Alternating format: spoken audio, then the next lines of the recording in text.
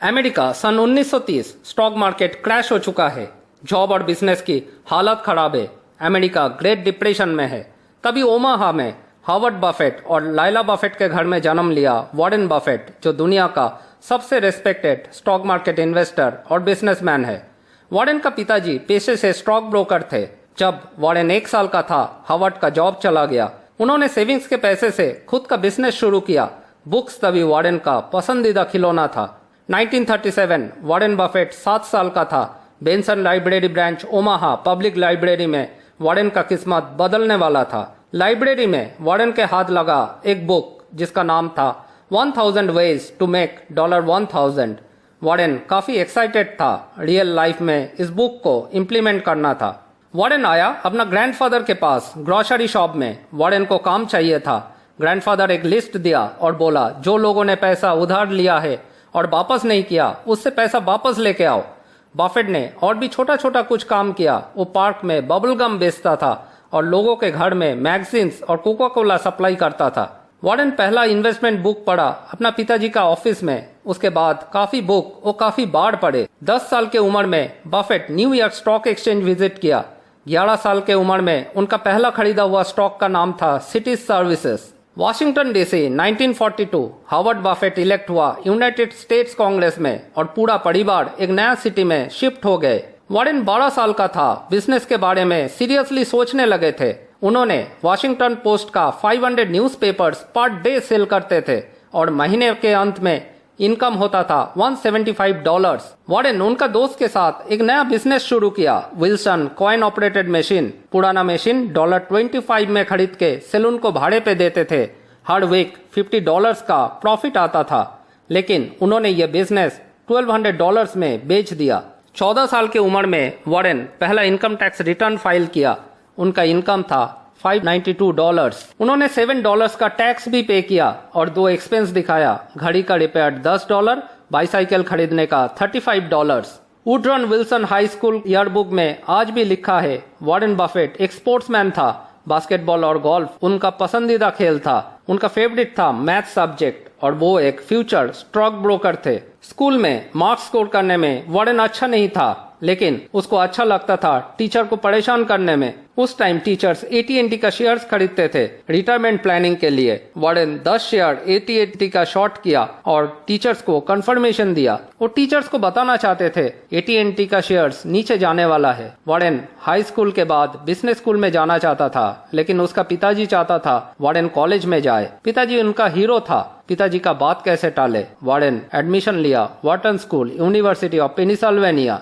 Warren 3rd year में transfer लेके आया यूनिवर्सिटी ऑफ नेब्रास्का ओमाहा में, जहां पे वॉरेन बैचलर ऑफ साइंस में बिजनेस एडमिनिस्ट्रेशन का डिग्री लिया। वॉरेन तभी 19 साल का था।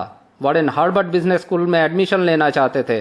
वो शिकागो आया इंटरव्यू देने के लिए, लेकिन इंटरव्यू का जस्ट 10 मिनट के अंदर उनको रिजेक्ट कर दिया गया।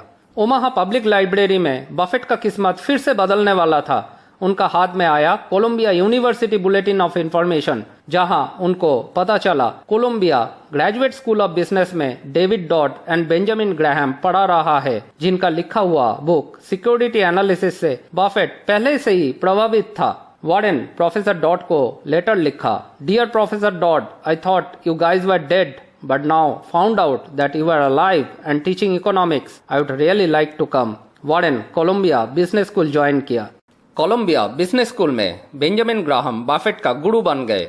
बेंजामिन ग्राहम को फादर ऑफ वैल्यू इन्वेस्टिंग बोला जाता है। उन्होंने इंटेलिजेंट इन्वेस्टर नाम का एक फेमस बुक लिखा। ग्राहम का 2 इन्वेस्टमेंट रूल था। Rule number 1, do not lose money. Rule number 2, do not forget rule number 1। पढ़ाई के बाद बफेट अपना पिताजी का कंपनी ज्वाइन किया और एक इन्वेस्टमेंट सेल्समैन के हिसाब से काम किया। 2 साल उन्होंने ग्राहम के साथ भी सिक्योरिटी एनालिस्ट के हिसाब से काम किया। 1956 बफेट ओमाहा वापस आया। खुद का पार्टनरशिप फर्म शुरू किया। कंपनी का नाम Buffett partnership limited. Total investment $10,600। Buffett ने इन्वेस्ट किया सिर्फ $100, बाकी $10,500 7 लोग मिलकर इन्वेस्ट किया था। उस टाइम इंटरनेट नहीं था। बफेट मूडीज मैनुअल पढ़ते थे। उनको कंपनी का फाइनेंशियल हेल्थ के बारे में बहुत अच्छी तरीके से जानना था। वॉरेन छोटा छोटा कंपनीज का स्टॉक पिक करना शुरू किया, जहां पे शेयर्स प्राइस एसेट प्राइस से भी कम था। वॉरेन का सबसे बड़ा स्ट्रैटेजी था सिगार बट स्ट्रैटेजी। अगर सिगार पी के कोई फेंक देता है, उस बचा हुआ सिगार में भी 2 पफ लेने का जान बची रहती है। अंडर वैल्यूड स्टॉक जहां पे थोड़ा बहुत वैल्यूज बचा है, उनका मैनेजमेंट कंट्रोल लेके वॉरेन उसको हाई प्राइस में बेच देता था। इसको एसेट स्ट्रिपिंग कहते हैं। वॉरेन मिलेनियर बने 1962 में। जब वो 14 साल का था, तभी उनका बहन को बोलते थे, मैं 30 साल तक मिलेनियर बन जाऊंगा। वॉरेन सिर्फ 2 साल लेट थे। 1962 बफेट फर्स्ट शेयर खरीदा बर्कशायर हाथवे का। ये कंपनी पहले नॉर्दर्न टेक्सटाइल के नाम से जाना जाता था। काफी शेयर्स था बफेट के पास। तब मैनेजमेंट शेयर्स बाईबैक कर रहा था। बफेट और नॉर्दर्न टेक्सटाइल का मैनेजमेंट राजी था $11.5 में शेयर्स बेचने और खरीदने के लिए, लेकिन टेंडर आया $11.37 में। बफेट गुस्सा हो गया और ज्यादा शेयर्स खरीदने लगे बर्कशायर हाथवे का। 1965 बफेट बर्कशायर का मैनेजमेंट कंट्रोल लिया और उनका चेयरमैन को जॉब से निकाल दिया। 1959 वॉरेन मिला चार्ली मांगर से। आज दोनों सबसे अच्छा दोस्त थे। आज 96 ईयर्स ओल्ड चार्ली बफेट का कंपनी बर्कशायर हाथवे में वाइस चेयरमैन है। चार्ली के साथ मुलाकात धीरे धीरे वॉरेन का इन्वेस्टमेंट फिलोसफी को बदल दिया। सिगार बैट स्ट्रैटेजी छोड़ के Warren wonderful companies fair prices में ढूंढने लगे। प्राइमरी रिसर्च वॉरेन बफेट का प्राइमरी फिलोसफी था। 1963 में वॉरेन अमेरिकन एक्सप्रेस का शेयर्स खरीद रहा था। लॉजिक था स्टॉक का value and margin of safety. American Express का subsidiary allied crude vegetable oil में फ्रॉड हो गया। क्रेडिटर्स अमेरिकन एक्सप्रेस से पैसा मांगने लगे। अमेरिकन एक्सप्रेस $60 मिलियन लूज किया। शेयर प्राइस $60 से गिर के $35 हो चुका था। वॉरेन उनका पार्टनरशिप का 25% पैसा एक ही शेयर्स में इन्वेस्ट किए थे।